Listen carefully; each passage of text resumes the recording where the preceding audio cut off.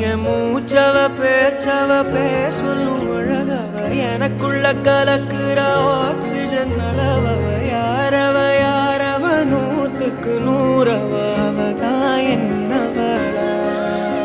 ஒரலையவ கலையவ அழகிய நிலவவ நிழலிலும் ஜொலிக்கிற நிரந்தர ஒளியவ சரியவ தவறவ சிரிக்கிற சிரிப்புக்கு அவதான் காரணமா